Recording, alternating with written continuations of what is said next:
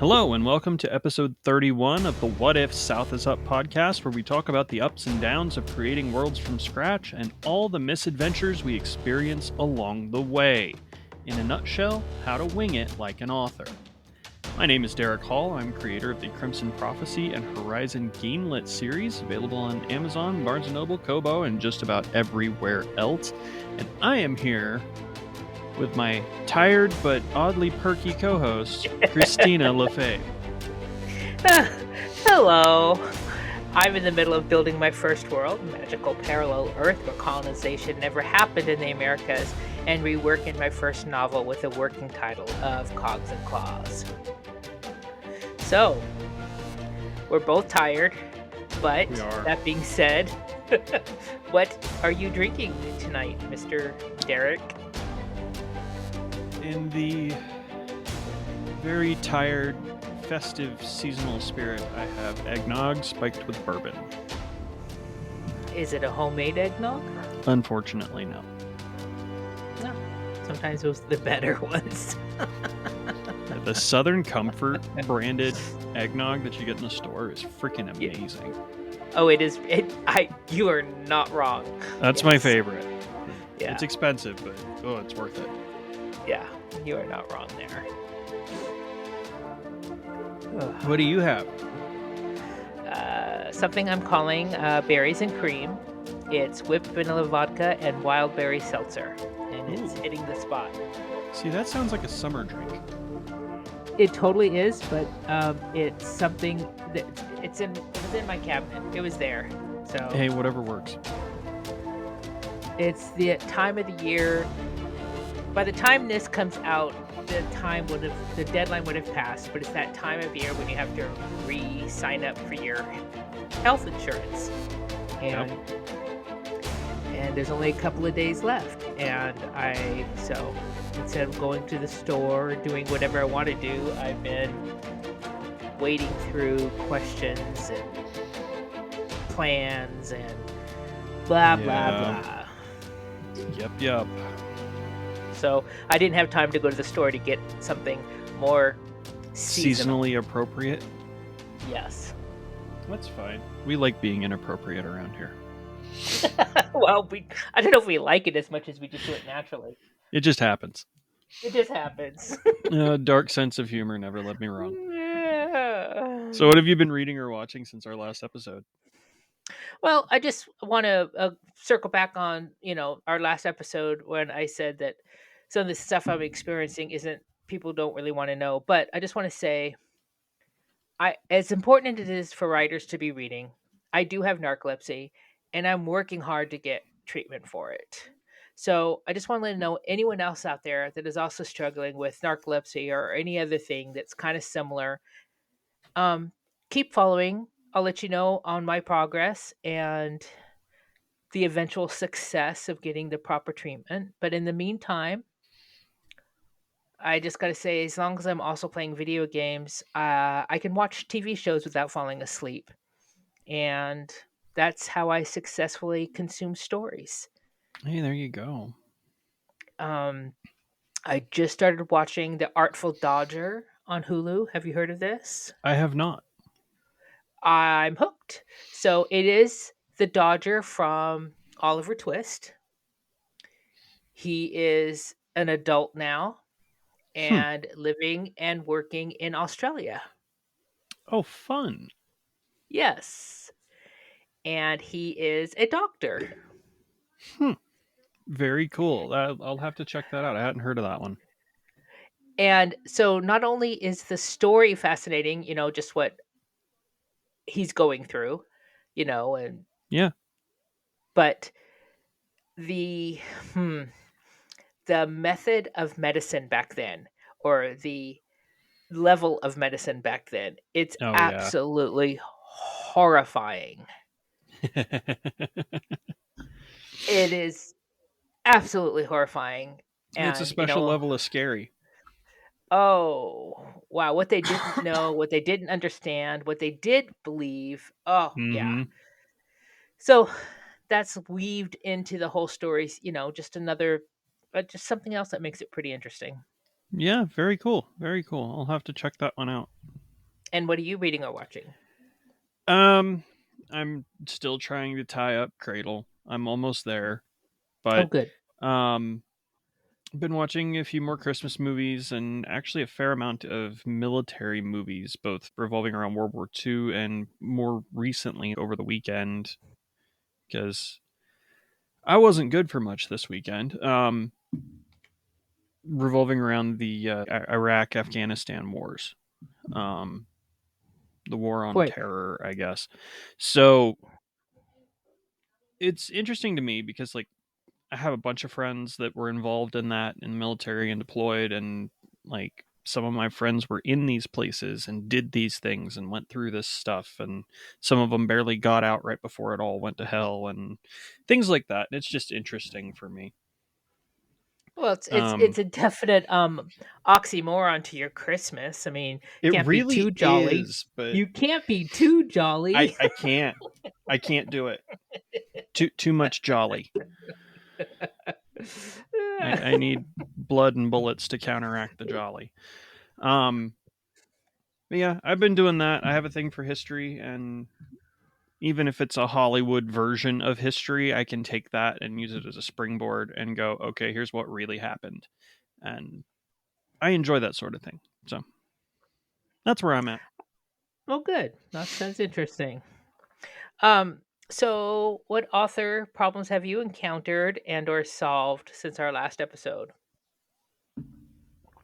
Well, I started a new day job, which I'm not going to talk about, but my time's a little more limited than it has been. I've been reading back over the manuscript of book three, what I have of it, and rather than actually making progress on it like I should be doing, I've been rereading it and trying to tweak and modify things to sort of untie the knot in my brain and unblock the block.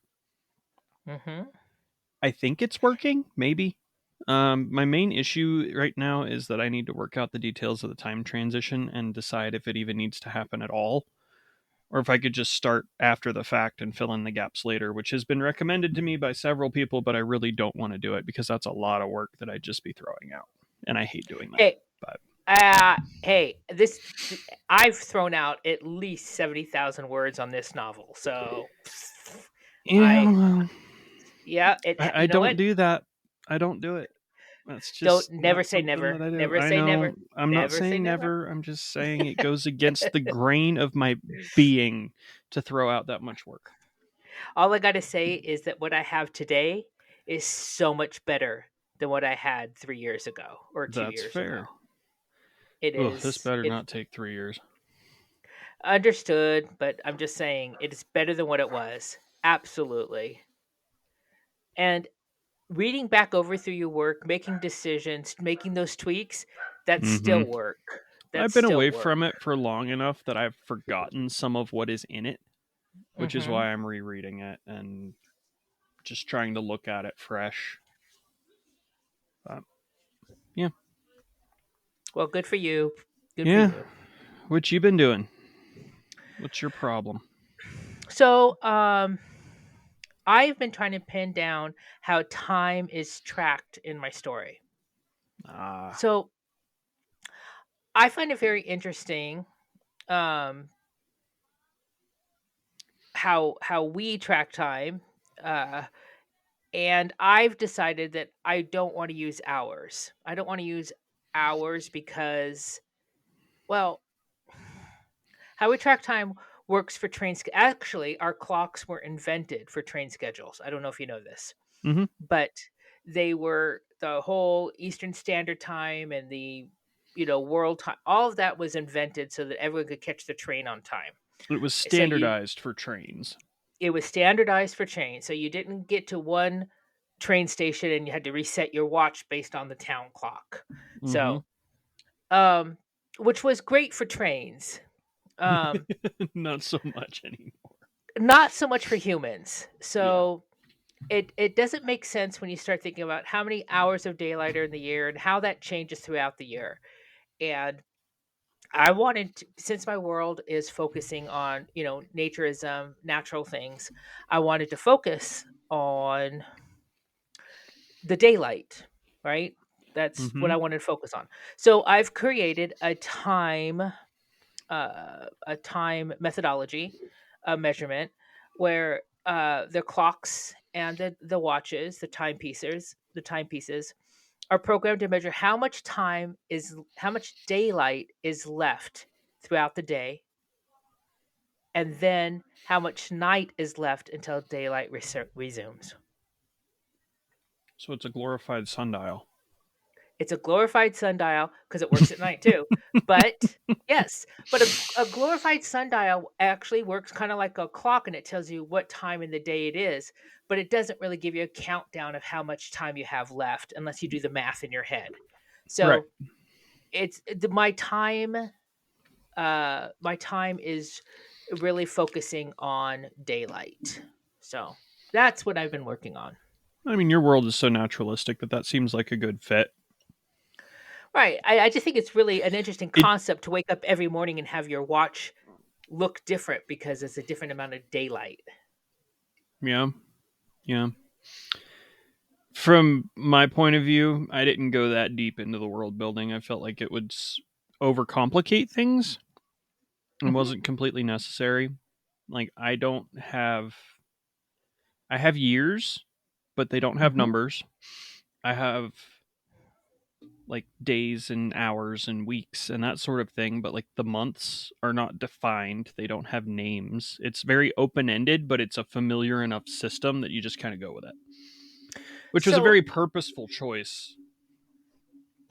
um, I'm kind of doing what oh, I can't think of his name at the moment. Name of the Wind. Um, what he said that he did was that he really dug down and built layers deep into his world. He doesn't show all that, but he so what he did was he knew he developed different levels so that when he told the story it could seem rich and deep.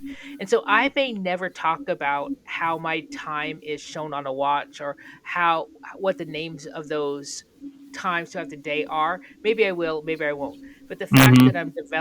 the fact that I'm developing them right now allows me to have a lot of depth.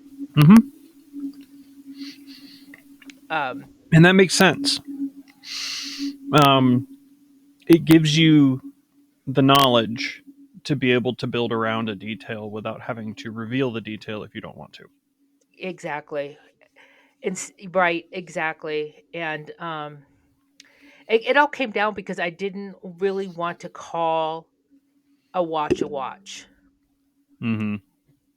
I didn't want to call it a watch because when you say the word watch, you think of more like 1950s and beyond. You know, you don't think of pre-industrial. And while my world is not pre-industrial, I did not want it to feel capitalistic in any way. And I thought the word watch evoked too much of modern sensibilities. Well, let's see. The first pocket watch was invented in 1510. Hmm. So That that pretty. is, That's right in the zone. I yeah. hesitate to call it pre-industrial, but yeah. Well, it's The still first whether it was wristwatch was invented made in then 1571. whether it was pre-industrial or not. Today's readers, when they hear the Yeah, word watch, they're not going to think of the 1500s, yeah. You're gonna go straight to probably a Victorian sort of image. which is right where I am, kind of, sort Mm-hmm. of. Um, but I just thought it was just too it just felt too modern for the moment in the story. So Fair enough. so yeah, that's what I was working on. Anyways, that was a long, convoluted answer. No, you're good. You're good. Every week, we like to share one sentence from our current works in progress, a single sentence, no context. Xtina, are you ready? Sure, I'm ready. Are What you do you ready? got? I'm ready as I'm going to get. All right, I'll go first. The thing about thunder, it knows its true power and its worth. I feel like you've written an onion. There's lots of layers there. I hope so. There are a lot of Thank you for layers s- there. thank you for saying so. Mm-hmm. That's a good one. And Thank it's you. dead, isn't it? Maybe. Oh, I know bending it's your supposed own to be dead. rules now, are we? Now, now, now. I know it's supposed to be dead, but I'm looking at it going, We'll put that one on the bench and maybe call it up later. Yeah. So, what about you? What do you got? I have another bench writer. Um, Whether we believe our actions to be just, the opposite, or somewhere in between, none judges so harshly as we judge ourselves.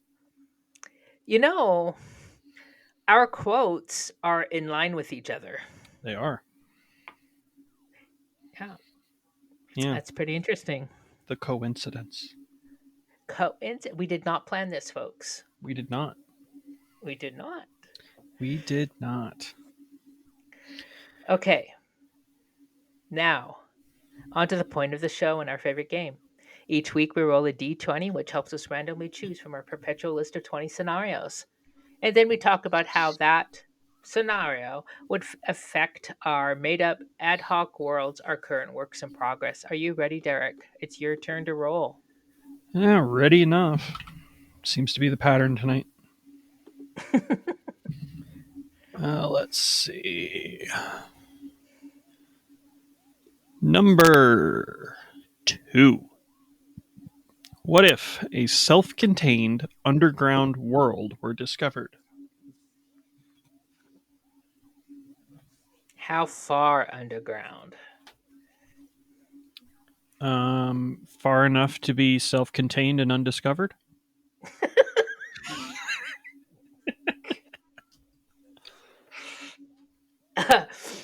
You know what? So I don't know. the Far. What do you want from me? the deepest point on the face of the earth, the deepest point on the surface of the earth, Hmm. is 5 miles down. Mariana's Trench Right. might be 6 miles down. Yeah, 5 or 6. That's not that far. I mean, 6 miles along the surface gets me through the next town, but that's not that far. I could drive there. So I'm wondering, I you could could walk you could that. you could be a mile underground and have a fully thriving society that nobody would know about. Oh, yeah, for sure. Yeah, so just shy of 36,000 feet. The Marianas Trench. Mm hmm. Yeah. So, what if a self-contained underground world was discovered?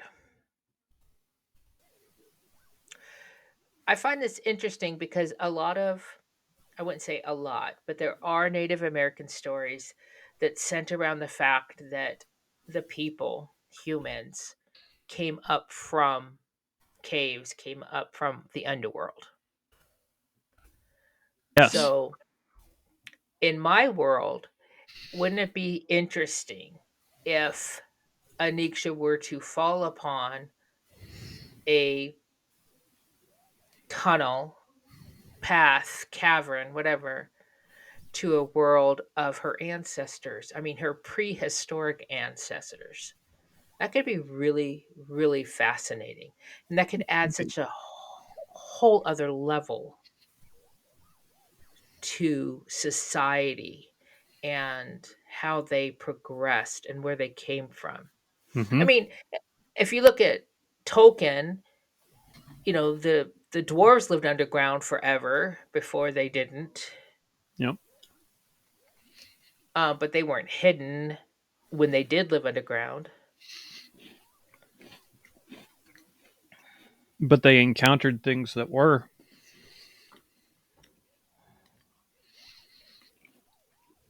So I think that um, something like this could be plausible in my world. I think it could work really well in my world. I think it'd be easy for me to write a story to encompass this in my world. I think it would actually add layers and depth to the mythology, the stories, the tellings, the history of my world. I think it could be really fascinating. Oh yeah, absolutely.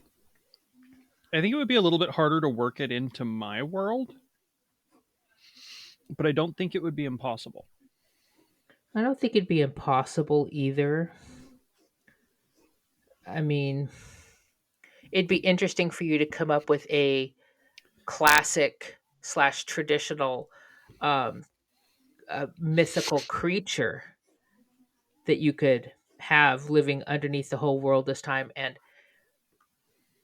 affecting your world. Spoilers. Um, Spoilers. so just kind of 2 seconds of brainstorming here. I do have, for those that have read book one, Catch an Odyssey, I do have, and you'll probably remember, the Eye of Mm-hmm. Yor, which is a very large lake with a whirlpool in the middle of it.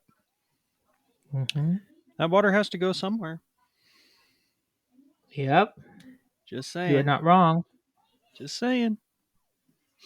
So, But yeah. if there was a whole other population that lived under the, underneath, Mm-hmm. they have. I mean, if they're breathing oxygen, they're exhaling nitrogen. That has to go somewhere. You Mm-hmm. know what I mean? Their waste has methane has to go somewhere. Mm-hmm. It can't go deeper into the earth. So It could. it it would be really fascinating to figure out how this society's been hidden or stayed hidden, maybe purposefully or not, Mm-hmm. but how have they stayed hidden this long? Yeah. It would be an interesting logistical challenge. Mm-hmm.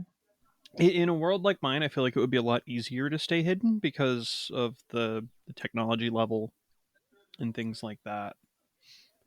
Um, just because if you're remote enough, nobody's going to find you. Mm-hmm. But the more modern the setting gets, the more complicated it gets to hide. The more modern the setting or the more dense the population. Both. I feel like if your technology was not advanced any further, but the population quadrupled or Mm-hmm. because a zillion times quadrupled, Yep. you know it'd be hard to hide It's still. always I well. I mean, yeah. That's a whole new set of weeds. I'm not going to go there. But anyways. But so then there's the other option of you creating a society or a people or a creature or whatever that doesn't breathe the same way we do, that doesn't have the same Mm-hmm. waste, so that Maybe would you're be. dealing with an Atlantis situation and they live underwater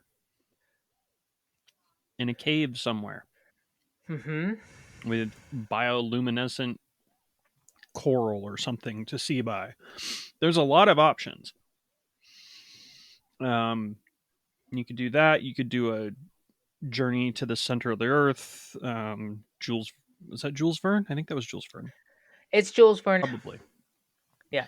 It could be a journey to the center of the earth situation where it's, volcanic chambers that were sealed off and, things like that.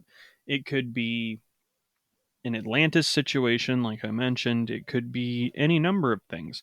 It could be that there's, goblins living in the tunnels left by giant worms or whatever. Like, you don't have to put humans underground, it could be literally anything.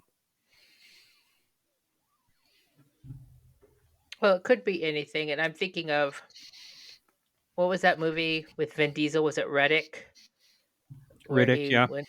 Yeah, where he went under and everything was black and dark. They didn't live in light.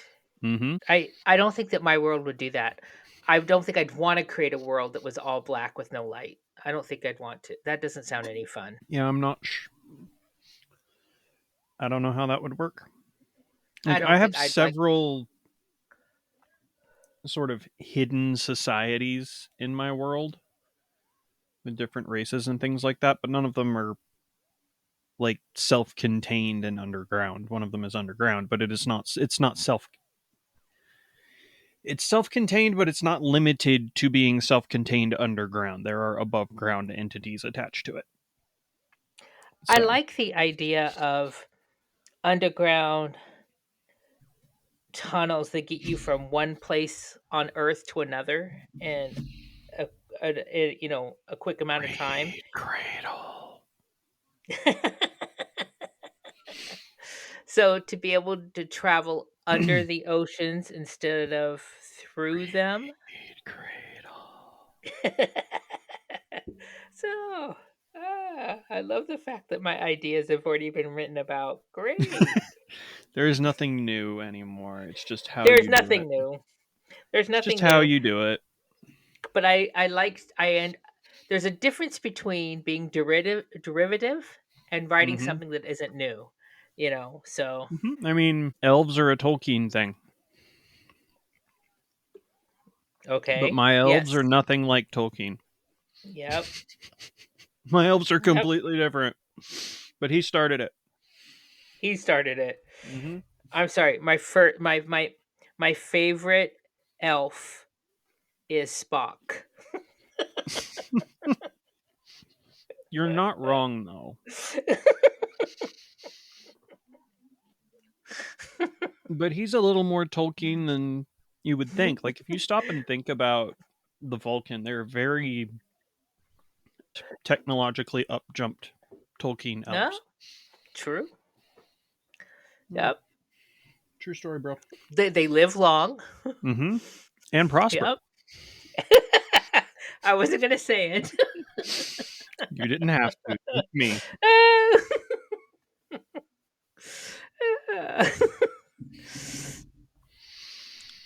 All right. I Anything else to add? I I think we're don't falling think there. apart. I think we're falling apart. I don't think there's anything to add. Is it except that it would be interesting? I think that this is something I could take away and write and do something interesting with in a future novel. Oh yeah, for sure. I I could think too. it could. I think it could fit into my world, and it could be fun. Yeah. Yeah. Well, that was fun. And it sounds like it might create some fun in the future. Yes. If you're a world builder, newbie or not, and would like to be on our show, we would love to have you. That includes Dungeons and Dragons, tabletop RPGs, Pathfinder, game masters, writers, authors, game developers, anyone who creates worlds. You can let us know by going to our website, whatifsouthisup.com, and leaving us a message, or you can reach us through our Facebook page. Also, we're always interested in what if questions to add to our list. If your world has something interesting and you'd like to pose it to us, it could be semi-interesting, very interesting, kind of interesting, a little bit interesting, more than interesting, don't matter, pose it to us. We'll see how it plays out in our worlds. We'd love to hear from you. So, Mr. Derrick, how can folks find you on the interwebs? My website is derrickhallauthor.com, but you can find me as D Hall Author on the Clock app and just about anywhere else. What about you? I am uniquelyxtina.com, and I can be found on all the socials, hopefully, as Uniquely Xtina, and I'm mostly on Facebook and the Clock app myself. And this is our near Christmas release, so I wish everyone a happy holiday. Hope you're celebrating in the best way you know how, and you're enjoying everything the holiday gives you. You're gonna have the best Christmas since Bing Crosby danced with Danny fucking Kaye.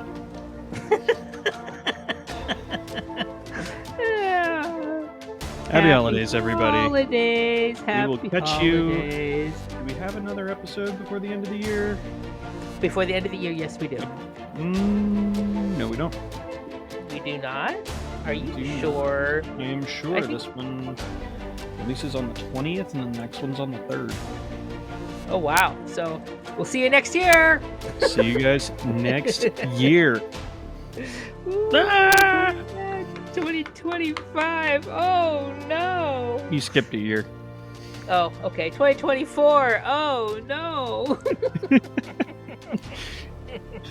Xtina, you're getting ahead of yourself. Stop. I always do. I always do. Goodbye, everybody. Goodbye. Bye-bye.